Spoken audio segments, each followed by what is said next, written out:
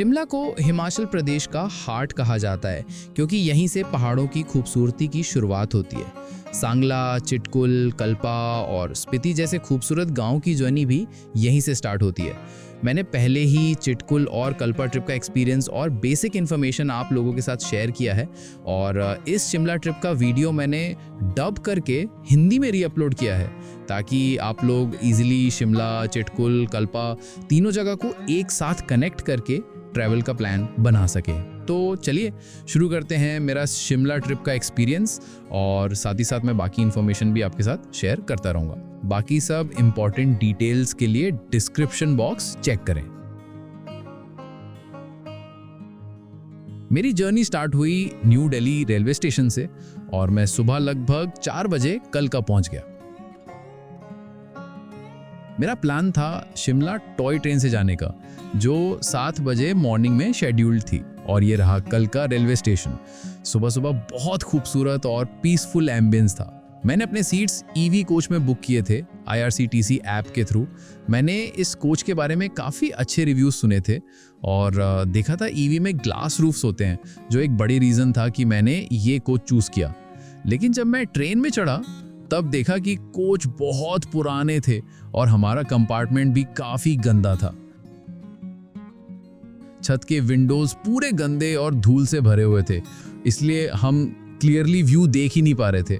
यानी जिस वजह से हमने ईवी कोच बुक किया था वही चीज़ फेल हो गई। ये काफ़ी डिसअपॉइंटिंग था क्योंकि जो हमने सोचा था और जो मिला उसमें बहुत बड़ा डिफरेंस था। The ticket price was not worth it. जो चीज़ मैंने इतने पैसे देकर ली वही चीज़ सिर्फ 60 रुपीज़ के सेकेंड सीटर में भी एंजॉय करा जा सकता है। स्टाफ से रिक्वेस्ट करने पर उन्होंने कंपार्टमेंट को थोड़ा क्लीन तो किया लेकिन ऑनेस्टली वो सिर्फ एक शो ऑफ जैसा ही लगा। खैर फाइनली मैं निकल पड़ा शिमला के रास्ते।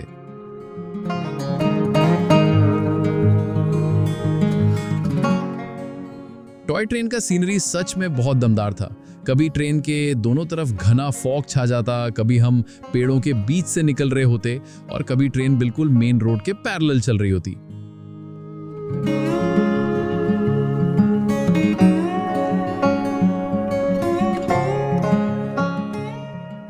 लेकिन शिमला सिटी का व्यू ट्रेन से देखना एकदम मैजिकल एक्सपीरियंस था।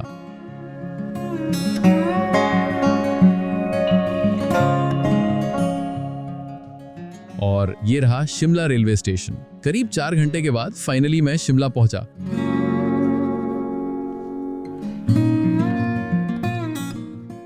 रेलवे स्टेशन बिल्कुल मेन रोड के पास ही था और ये है मेन रोड से शिमला का व्यू। और मेरा होटल यहाँ से सिर्फ 10 मिनट्स का वॉकिंग डिस्टेंस। मॉल रोड से ये अप्रॉक्सीमेटली 1 किलोमीटर डिस्टेंस पर है, तो यहाँ थोड़ा होटल कॉस्ट कम पड़ता है। मैंने अपना स्टे ऑनलाइन बुक किया तो वहाँ बैग्स रख के फ्रेश होके निकल पड़ा मॉल रोड एक्सप्लोर करने। मॉल रोड के रास्ते में मुझे ये headquarter of army training command centre दिखा।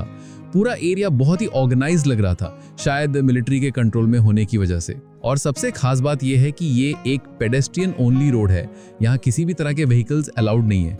ये चीज़ दूसरे मॉल रोड से शिमला को यूनिक बनाता है। ये एरिया मॉल रोड का एकदम सेंटर जैसा है जहाँ आपको शॉपिंग से लेकर खाने पीने तक सब कुछ मिल जाता है, एक्सपेंसिव भी और बजट ऑप्शंस भी। ये रोड आगे डायरेक्टली द रिच तक जाती है, शिमला का एक और फेमस स्पॉट और ज़्यादातर विजिटर्स का पहला टूरिस्ट स्टॉप यही होता है। यहाँ से शिमला का एक बहुत खूबसूरत व्यू भी मिलता है।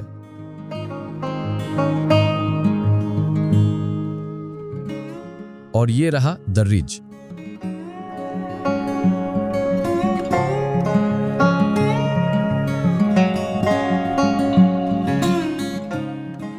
द रिज से एक रोड सीधा जाता है जाखू टेम्पल तक जो लॉर्ड हनुमान को डेडिकेट किया गया है। ये ट्रैक कराने के लिए लगभग 1 घंटा लग जाता है और काफ़ी टफ भी है। ट्रैकिंग के अलावा केबल कार और कैब्स भी इजीली अवेलेबल है। मैंने सोचा तो था केबल कार से जाने का, लेकिन अनफॉर्चुनेटली मुझे काउंटर मिला ही नहीं और मैं पेडेस्ट्रियन वाला रास्ता पकड़ लिया। और जब समझ आया मैं ऑलरेडी बहुत ऊपर आ चुका था। लेकिन मेरे हिसाब से केबल कार लेना ही सबसे अच्छा है। ऊपर 2 मंदिर हैं। सबसे पहले आता है श्री बाबा बालकनाथ मंदिर। वहाँ दर्शन करने के बाद मैं गया मेन जाखू टेम्पल में, जहाँ पर एक फ्री एस्केलेटर सर्विस भी मिलती है।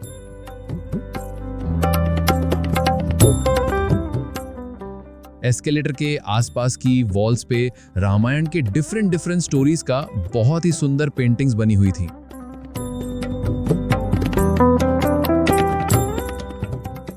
यहीं पर है दुनिया का सबसे ऊंचा श्री हनुमान जी का स्टैचू। ये 108 फीट टॉल है, मतलब दूर से ही क्लियरली दिखाई देता है। जब आप मंदिर के पास पहुंचते हो तो इसका ग्रैंड व्यू देखकर एकदम ही अलग फीलिंग आती है।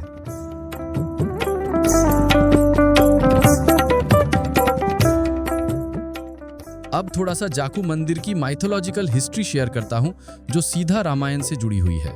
कहते हैं जब लंका युद्ध के दौरान लक्ष्मण जी घायल हो गए थे, तब हनुमान जी हिमालय की तरफ संजीवनी बूटी लेने निकले थे। आसमान में उड़ते हुए हनुमान जी ने देखा एक यक्ष ऋषि गहन तपस्या में बैठे हैं जाकू हिल पर।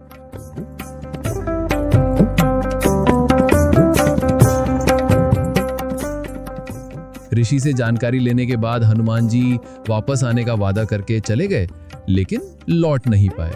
तब ऋषि ने यहाँ हनुमान जी के नाम पर मंदिर बनवा दिया। आज भी मंदिर में हनुमान जी की प्रतिमा और ऋषि के चरण चिन्ह प्रिजर्व्ड हैं।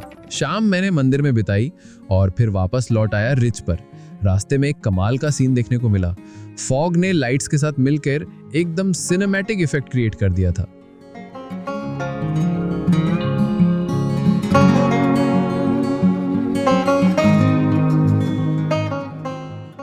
ये है द रिज का व्यू और सिर्फ 20 मिनट्स बाद ये देखो कैसे चेंज हो गया। ऐसा लग रहा था जैसे शिमला हर 30 मिनट में अपना पूरा एनवायरनमेंट बदल रहा हो। ऑनेस्टली एक बहुत ही प्लेजेंट एक्सपीरियंस था।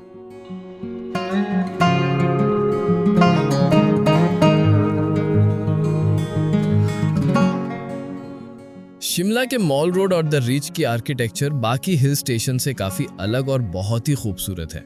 सब कुछ एकदम ब्रिटिश स्टाइल में डिजाइन किया गया है।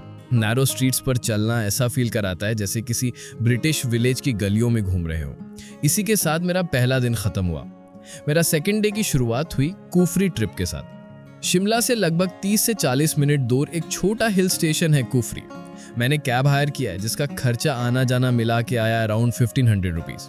रास्ते में एक जगह कैब रुकी जिसका नाम है ग्रीन वैली, जहां से देखने को मिलती है एक ब्यूटीफुल फाइन फॉरेस्ट। कुफरी जाते वक्त रास्ते में प्रेसिडेंट निवास भी था, लेकिन अनफॉर्चुनेटली हम में से किसी को नहीं पता था कि वहां विजिट कर सकते हैं।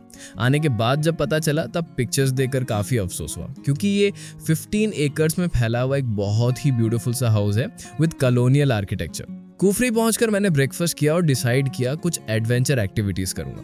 वहां अलग अलग पैकेजेस अवेलेबल थे और मैंने 1000 रुपये पर पर्सन का एक पैकेज लिया। इसमें इंक्लूड था एक Apple orchard visit, 2 adventure activities और हॉर्स राइड, जो कि कुफरी के मेन पॉइंट तक ले जाती है और वापस लाती है।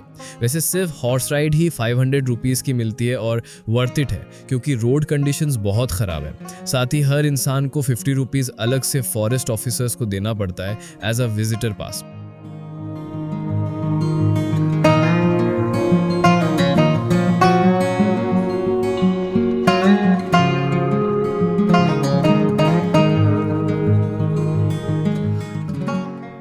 हॉर्स राइड करके मैं पहुंच गया कुफरी के हाईएस्ट पॉइंट।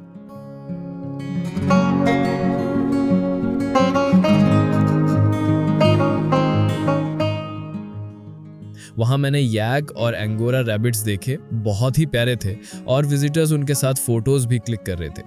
थोड़ा आगे एक छोटी सी मार्केट थी जहां फूड, विंटर क्लोथ्स और छोटी मोटी चीजें मिल रही थी, लेकिन थोड़ा महंगा था। वहां से मैं गया टेलीस्कोप व्यू पॉइंट, जहां से कुफरी कुछ ऐसा दिखता है।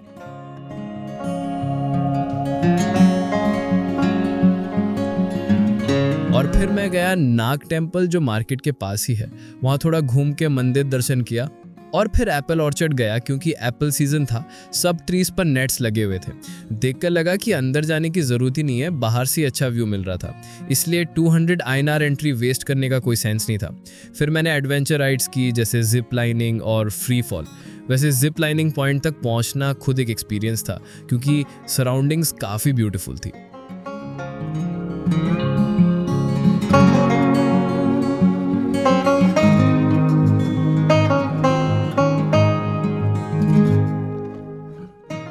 तो तो चलते चलते आपको बजट के बारे में कुछ इन्फॉर्मेशन शेयर करता हूँ। दिल्ली से शिमला ट्रैवलिंग में प्राइवेट एंड गवर्नमेंट बसेस दोनों आराम से मिल जाता है। गवर्नमेंट बस में आने जाने में 1500 रुपये लग जाता है, लेकिन प्राइवेट इसका कॉस्ट आएगा लगभग 3000 रुपये अप डाउन। स्टे का कॉस्ट आएगा तकरीबन 800 रुपये पर person per day, double room के हिसाब से। खाने का 500 रुपये पर डे पर पर्सन। और शिमला में ट्रैवल एंड ट्रांसपोर्टेशन 400 से 500 रुपये पर पर्सन, जो डिपेंड करता है कि आप कहाँ कहाँ घूमने जा रहे हो। मतलब टोटल 3 दिन में आप अराउंड 5 से 6 हज़ार रुपये में अपना शिमला टूर एंजॉय कर सकते हो। मेरा टोटल एक्सपेंस डिस्क्रिप्शन बॉक्स में दिया हुआ है, you can check from there. आखिरी व्यू पॉइंट पर मैंने स्टेयर फार्मिंग का व्यू एंजॉय किया।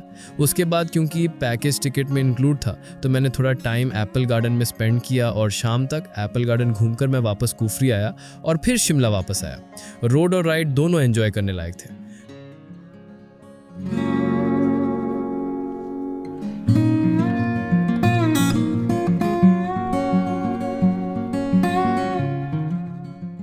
डिनर के लिए मैं आ गया मॉल रोड। वहाँ मैंने एक बेकरी सिटी पॉइंट से 2 पेस्ट्रीज ट्राई की, टेस्ट अच्छा था। उसके बाद शेर पंजाब नाम के लोकल रेस्टोरेंट में डिनर करके डे 2 फिनिश किया।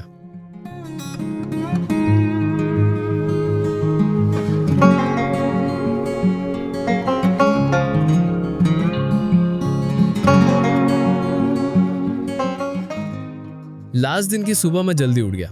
होटल चेकआउट करके मॉल रोड गया है ब्रेकफास्ट के लिए। वहाँ का एक famous shop Sitaram and sons का छोले कुलचा ट्राई किया। वैसे ही इंटरनेट पे काफ़ी हाइप था इसलिए ही गया था, लेकिन ऑनेस्टली मुझे ओवररेटेड लगा। एक और इंटरनेट स्पूफ। फिर गया इंडियन कॉफ़ी हाउस, जहाँ डोसा, कॉफ़ी और एटमॉस्फेयर सब कुछ अच्छा लगा। उसके बाद मैं ओल्ड बस स्टेशन की तरफ वॉक कर रहा था और रास्ते में एक ब्यूटीफुल चर्च दिखा।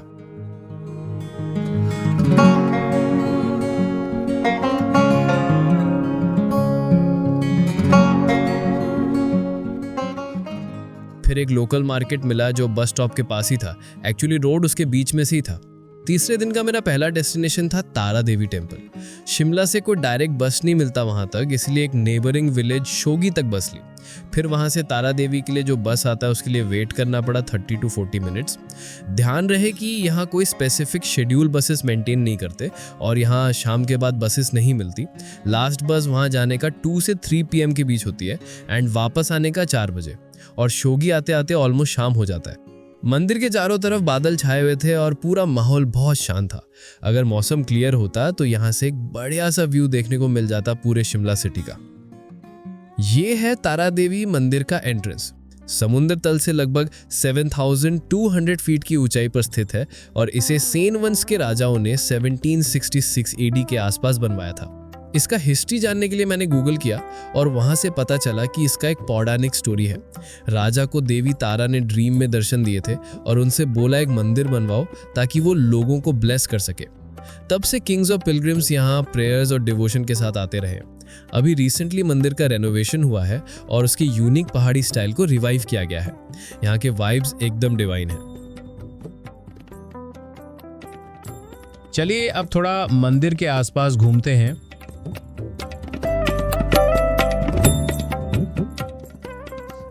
यहाँ 2 और मंदिर हैं। मैंने उसमें से शिवा मंदिर विजिट किया क्योंकि वो पास में था। ये जो रास्ता आप यहाँ देख रहे हो इसकी एक अलग ही पर्सनैलिटी है जो वीडियो में पूरा कैप्चर ही नहीं हो सकता। सनी दिनों में यहीं से शिमला का ज़बरदस्त व्यू मिलता है, वही मेरा एम था, लेकिन शायद भगवान की अलग ही प्लानिंग थी और मुझे भी इस मौसम का ये रूप देखने का मौका मिला। मुझे इसका बिल्कुल भी अफसोस नहीं है क्योंकि प्रकृति का हर रूप अपने आप में यूनिक और खूबसूरत होता है। यहाँ क्लाउड्स के बीच वॉक करते हुए मुझे एक जगह मिली जहाँ पत्थर एकदम बैलेंस करके रखे गए थे, लेकिन मुझे पता नहीं क्यों। ये मंदिर काफ़ी न्यूली कंस्ट्रक्टेड है और इसको शिवा कुटिया भी कहा जाता है। चलिए अब आप भी एंजॉय कीजिए शिवा मंदिर और उसके सराउंडिंग्स का ये व्यू।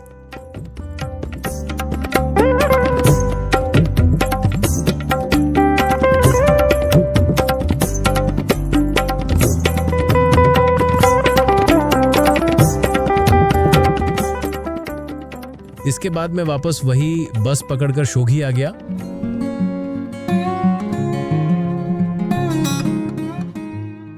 लंच के लिए एक लोकल ढाबा में रुका जिसका नाम था शर्मा विष्णु ढाबा।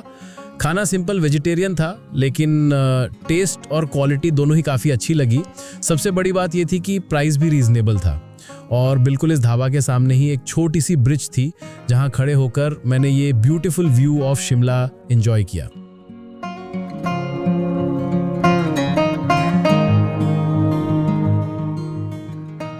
वहाँ से वापस शिमला आते वक्त एक और फेमस मंदिर मिलता है जिसका नाम है संकट मोचन मंदिर।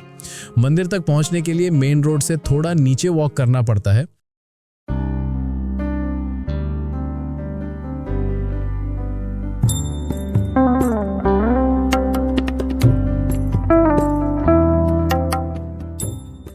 रास्ते में कुछ छोटी छोटी दुकानें थी और वहीं मैंने एक प्लास्टिक का खिलौना देखा जिसे हम बंगाली में गोदा कहते हैं। उसे देखते थोड़ा नॉस्टैल्जिक फील हुआ। और ये है मेन टेम्पल का एंट्रेंस। यहाँ 2 मंदिर हैं। पहला मंदिर साउथ इंडियन आर्किटेक्चर जैसा लगता है जो भगवान गणेश जी को डेडिकेटेड है।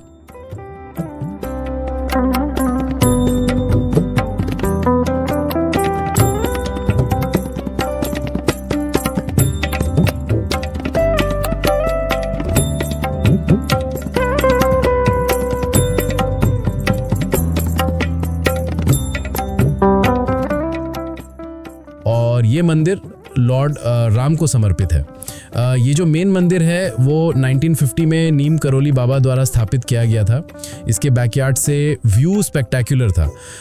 पूरे जगह बहुत ही पीसफुल थी, बिल्कुल साइलेंट। सिर्फ क्लाउड्स धीरे धीरे गुजर रहे थे। एक मोमेंट में पूरा एरिया वाइट हो रहा था और कुछ ही मिनट्स में सब कुछ क्लियर हो गया था। अनफॉर्चुनेटली मैंने 2 फेमस जगह मिस कर दी। प्रेसिडेंट्स हाउस क्योंकि मुझे उसके बारे में पता ही नहीं था, और वाइसरीगल लॉज क्योंकि वो मंडे को क्लोज था। ये ट्यूसडे से संडे सुबह 10:30 से लेके शाम को 5 बजे तक खुला रहता है और मंडे को क्लोज रहता है। अगर आप लोगों के पास लंबा वीकेंड है तो हाथ में 7 दिन लेके you can plan for a beautiful trip to Himachal, जहाँ शिमला 2 दिन, सांगला 1 दिन, चितकुल 1 दिन और कल्पा 1 दिन रह के माउंटेन्स का ब्यूटी एंड पीस दोनों ही इंजॉय कर सकते हैं। तो यही था मेरा छोटा सा 3 दिन का शिमला ट्रिप एक्सपीरियंस। होप आपको ये वीडियो पसंद आया हो। Thanks for watching. मिलते हैं नेक्स्ट ट्रिप में।